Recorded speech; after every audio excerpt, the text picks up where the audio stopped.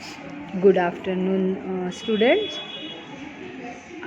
Today we will continue our lesson. Before that, we will refresh yesterday's points. Factors affecting the climate of India. Latitude. We know that Tropic of Cancer, which separates the tropical areas and the subtropical areas of the earth, passes through the middle of Rann of Kutch in the west to Mizoram in the east. Therefore, the climate of India has characteristics of both tropical and subtropical climates. Altitude. India has very tall mountains of about 6,000 meters. The Himalayas prevent the cold winds from Central Asia and entering India. It is due to this reason that India has a milder winter as compared to Central Asia. Bharat की जलवायु को प्रभावित करने वाले कारक, इसको हम थोड़ा दोबारा देख रहे हैं. उस दिन हमने जो वीडियो भेजा था उसके बाद 2 दिन छुट्टी आई ना बेटा, इसलिए थोड़ा रिपीट करें. भारत की जलवायु को प्रभावित करने वाले कारक. अक्षांश. हम जानते हैं कि कर्क रेखा जो पृथ्वी के उष्णकटिबंधीय क्षेत्रों और उपोष्ण कटिबंधीय क्षेत्रों को अलग करती है, पश्चिम में कच्छ के रण के मध्य से पूर्व में मिजोरम तक जाती है. इसलिए भारत की जलवायु में उष्णकटिबंधीय और उपोष्ण कटिबंधीय जलवायु दोनों की विशेषताएं हैं. ऊंचाई. भारत में लगभग 6,000 मीटर के बहुत ऊंचे पहाड़ हैं. हिमालय मध्य एशिया से आने वाली ठंडी हवाओं को भारत में प्रवेश करने से रोकता है. यही कारण है कि भारत में मध्य एशिया की तुलना में हल्की सर्दी पड़ती है. Pressure and winds. India has unique wind and pressure conditions. During winter the northern area near the Himalayas has high pressure. Therefore winds from this region blow to the south where the pressure is lower.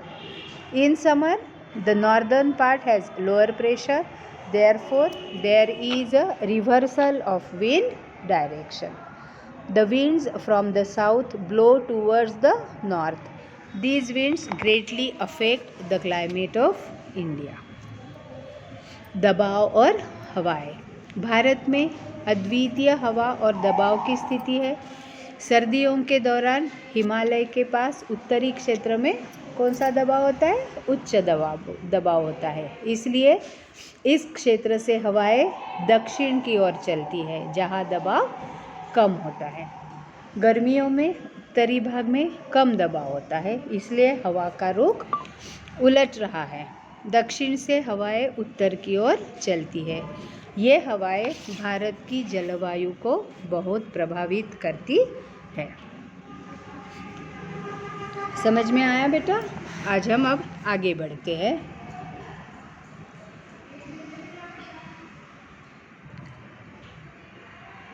The Indian monsoon. The climate of India depends greatly on monsoon winds. The monsoons usually happen due to the differential heating of land and water. You probably know that land heats faster than water. This change in heating leads to a difference in pressures, which in turn leads to currents. Thus, the changes in pressure conditions also affect the monsoons. Normally, there is high pressure in the tropical eastern South Pacific Ocean and low pressure in the tropical eastern Indian Ocean. But as years have gone by, there has been a reversal in the pressure conditions. Therefore, the eastern Pacific has lower pressure. This periodic change in pressure conditions is known as southern oscillations or so. भारतीय monsoon. Bharat की जलवायु काफ़ी हद तक मानसूनी हवाओं पर निर्भर करती है। मानसून आमतौर पर भूमि और पानी के अलग अलग ताप के कारण होता है, ये आप लोगों को पता ही है। आप शायद जानते हैं कि ज़मीन पानी की तुलना में तेज़ी से गर्म होती है। हीटिंग में इस बदलाव से दबाव में अंतर होता है, जो बदले में धाराओं की ओर जाता है। इस प्रकार दबाव की स्थिति में परिवर्तन भी मानसून को प्रभावित करता है। सामान्यतः उष्णकटिबंधीय पूर्वी दक्षिण प्रशांत महासागर में उच्च दबाव और उष्णकटिबंधीय पूर्वी हिंद महासागर में निम्न दबाव होता है। लेकिन जैसे जैसे साल बीतते गए दबाव की स्थिति में उलटफेर होता गया, इसलिए पूर्वी प्रशांत क्षेत्र में दबाव कम है। दबाव की स्थिति में यह आवधिक परिवर्तन दक्षिणी दोलन या सो के रूप में जाना जाता है। अब हम इसको विस्तार से देखते हैं। The Indian monsoon.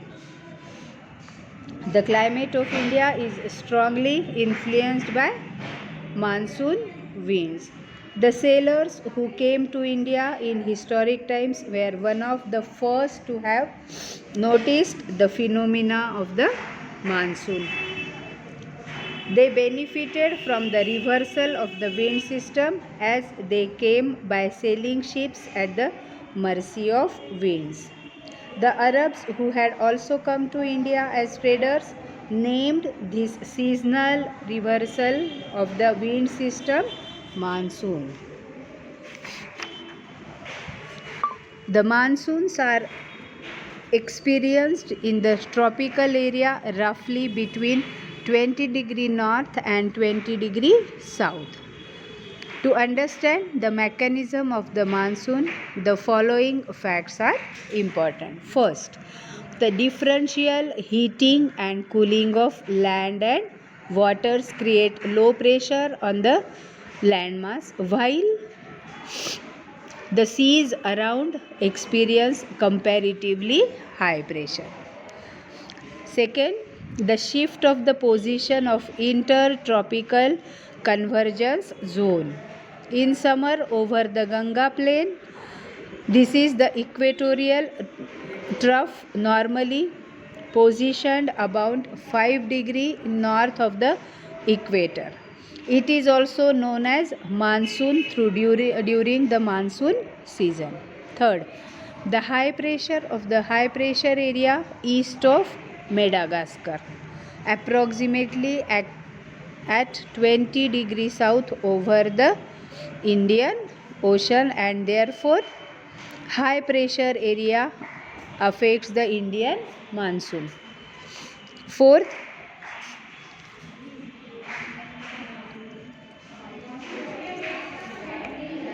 the Tibetan plateau gets intensely heated during summer, which results in the strong vertical air currents and the formation of low pressure over the plateau at about 9 km above sea level.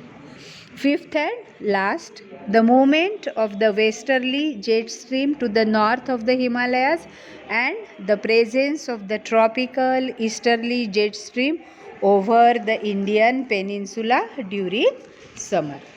Monsoon. Bharat की जलवायु काफ़ी हद तक हमने देख लिया मानसूनी हवा पर निर्भर करती है। अब इसके बारे में हम विस्तार से पढ़ते हैं। भारत की जलवायु मानसूनी पवनों से बहुत अधिक प्रभावित है। ऐतिहासिक काल में भारत आने वाले नाविकों ने सबसे पहले मानसून परिघटना पर ध्यान दिया था और पवन तंत्र को दिशा उलट जाने के कारण उन्हें लाभ हुआ। इसका क्या लाभ हुआ? तो उनके जहाज़ पवन के प्रवाह की दिशा पर निर्भर थे। अरबवासी जो व्यापारियों की तरह भारत आए थे, उन लोगों ने पवन तंत्र के इस मौसमी उत्क्रमण को मानसून का नाम दिया। मानसून का प्रभाव उष्णकटिबंधीय क्षेत्रों में लगभग 20 डिग्री उत्तर एवं 20 डिग्री दक्षिण के बीच रहता है और इस प्रक्रिया को समझने के लिए नीचे के तथ्य बहुत महत्वपूर्ण है। पहला, स्थल तथा जल के गर्म एवं ठंडे होने की प्रक्रिया के कारण भारत के स्थल भाग पर निम्न दाब का क्षेत्र उत्पन्न होता है, जबकि इसके आसपास के समुद्रों के ऊपर उच्च दाब का क्षेत्र बनता है। दूसरा, ग्रीष्म ऋतु के दिनों में अंततः उष्णकटिबंधीय अभिसरण क्षेत्र की स्थिति गंगा के मैदान की ओर खिसक जाती है। इसे मानसून ऋतु में मानसून गर्त के नाम से भी जाना जाता है। तीसरा, हिंद महासागर में मेडागास्कर के पूर्व लगभग 20 डिग्री दक्षिण अक्षांश के ऊपर उच्च दाब वाला क्षेत्र होता है।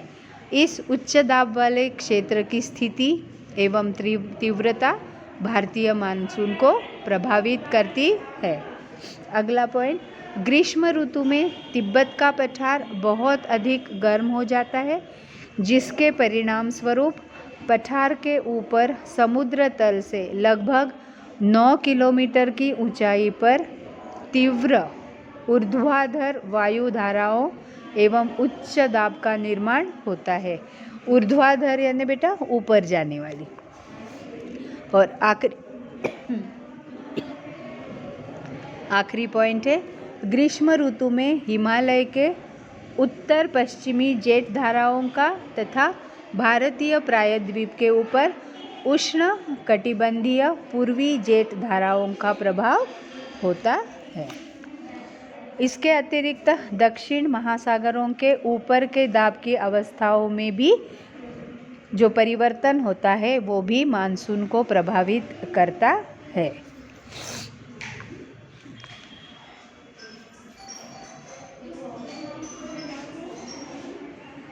डार्विन उत्तरी ऑस्ट्रेलिया तथा ताहिती प्रशांत महासागर के दाब के अंतर की गणना मानसून की तीव्रता के पूर्वानुमान के लिए की जाती है। अगर दाब का अंतर ऋणात्मक है तो इसका अर्थ होगा औसत से कम तथा विलंब से आने वाला मानसून। और एल नीनो दक्षिणी दोलन से जुड़ा हुआ एक लक्षण है। यह एक गर्म समुद्री जलधारा है जो पेरू की ठंडी धारा के स्थान पर प्रत्येक 2 या 5 वर्ष के अंतराल में पेरू तट से होकर बढ़ती है। और ये जो दाब का परिवर्तन होता है इसका संबंध एल नीनो से है और इसीलिए इस परिघटना को ENSO यानी एल नीनी दक्षिणी दोलन कहा जाता है। अब हम देखो आपकी किताब में दिया भी हुआ है, एल नीनो क्या है? ठंडी पेरू जलधारा के स्थान पर अस्थायी तौर पर गर्म जलधारा के विकास को एली नीनो का नाम दिया गया है। एल नीनो स्पेनिश शब्द है जिसका अर्थ होता है बच्चा तथा जो कि बेबी क्राइस्ट को व्यक्त करता है। क्योंकि यह धारा क्रिसमस के समय बहना शुरू करती है, एल नीनो की उपस्थिति समुद्र की सतह के तापमान को बढ़ा देती है तथा उस क्षेत्र में व्यापारिक पवनों को शिथिल कर देती है। अंग्रेजी में हम इसको समझ लेते हैं। El Nino, this is a name given to the periodic development of a warm ocean current along the coast of Peru as a temporary replacement of the cold Peruvian current. El Nino is a Spanish word meaning the child and refers to the baby Christ. As this current starts flowing during Christmas, the presence of the El Nino leads to an increase in sea surface temperatures and weakening of the trade winds in the region. Understand beta?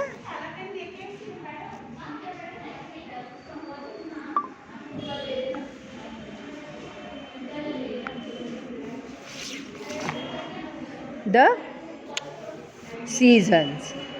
The monsoon type of climate is characterized by a distinct seasonal pattern. The seasons. The climate of India has distinct seasonal patterns. The weather conditions change greatly from one season to another. The changes in temperature are extreme in the interior regions. The coastal regions do not experience extreme temperatures. The cold weather season, winter.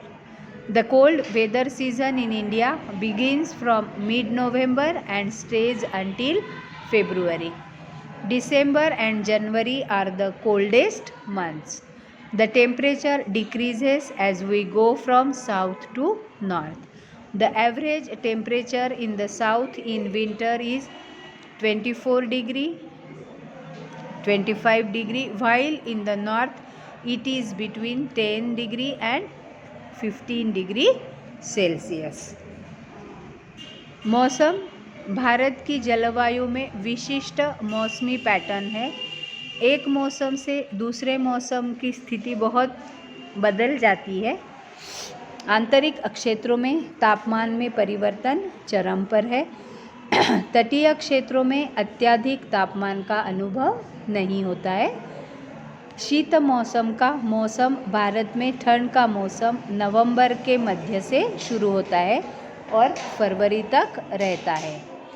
दिसंबर और जनवरी सबसे ठंडे महीने हैं।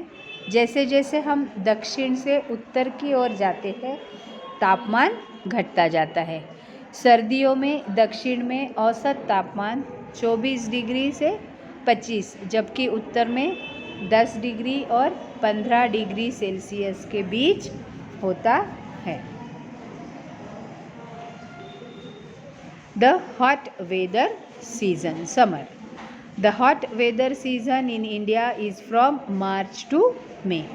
In May, the temperatures go up to 45 degree in the northwestern parts of the country. Towards the end of the summer season, there are pre-monsoon showers common in Kerala and Karnataka. They are often referred to as mango showers because they help in the early ripening of mangoes in these states. गर्म मौसम का मौसम, गर्मी। भारत में गर्म मौसम का मौसम मार्च से मई तक होता है। मई में देश के उत्तर पश्चिमी भागों में तापमान 45 डिग्री तक चला जाता है। गर्मी के मौसम के अंत में केरल और कर्नाटक में प्री मानसून की बौछारें आम हैं। इन्हें अक्सर आम की बारिश कहा जाता है क्योंकि ये इन राज्यों में आमों को जल्दी पकने में मदद करते हैं। The advancing monsoon. By early June, the trade winds of the southern winds bring abundant moisture to the country. The windward side of the western Ghats receives very heavy rainfall, more than 250 centimeters. The monsoon is known for its uncertainties. While it causes heavy floods in one part, it may be responsible for droughts in the other. आगे बढ़ता monsoon, बरसात का मौसम। जून की शुरुआत तक दक्षिणी हवाओं की व्यापारिक हवाएं देश में प्रचुर मात्रा में नमी लाती है। समझ में आ रहा है ना बेटा? पश्चिमी घाट के हवा वाले हिस्से में बहुत भारी वर्षा होती है, 250 सेंटीमीटर से अधिक। मानसून अपनी अनिश्चितताओं के लिए जाना जाता है। जहां एक तरफ यह भारी बाढ़ का कारण बनता है, वहीं यह दूसरे हिस्से में सूखे के लिए जिम्मेदार हो सकता है। यह आगमन और वापसी में भी अनियमित है। Retreating monsoon. During October-November, the monsoons become weaker. The sun moves towards the south. By the beginning of October, monsoon withdraws from the northern plains. There is a transition from hot rainy season to dry winter season. पीछे हटने वाला monsoon, इसको कहते हैं संक्रमण काल। अक्टूबर नवंबर में monsoon कमज़ोर हो जाता है। सूर्य दक्षिण की ओर गति करता है। अक्टूबर की शुरुआत तक मानसून उत्तरी मैदानों से वापस आ जाता है। गर्म बरसात के मौसम से शुष्क सर्दियों के मौसम में इनका संक्रमण होता है। Distribution of rainfall. Some parts of India receive about 400 centimeter of rainfall annually. However, it is less than 60 centimeter in Rajasthan and adjoining parts of Gujarat, Haryana and Punjab. The rest of the country receives moderate rainfall. Owing to this nature of monsoons, the annual rainfall is highly variable from year to year. वर्षा का वितरण। भारत के कुछ हिस्सों में सालाना लगभग 400 centimetre वर्षा होती है। हालांकि राजस्थान और गुजरात, हरियाणा और पंजाब के आसपास के हिस्सों में यह 60 सेंटीमीटर से कम है। शेष देश में मध्यम वर्षा होती है। मानसून की इस प्रकृति के कारण वार्षिक वर्षा साल दर साल अत्यधिक परिवर्तनशील होती है। बेटा यहाँ पे हमारा लेसन कंप्लीट हो गया। मैंने शॉर्ट में आप लोगों को समझा दिया। अगर आपको कोई भी डिफ़िकल्टी है तो आप मुझे तुरंत पूछ लेना। ठीक है बेटा, थैंक यू।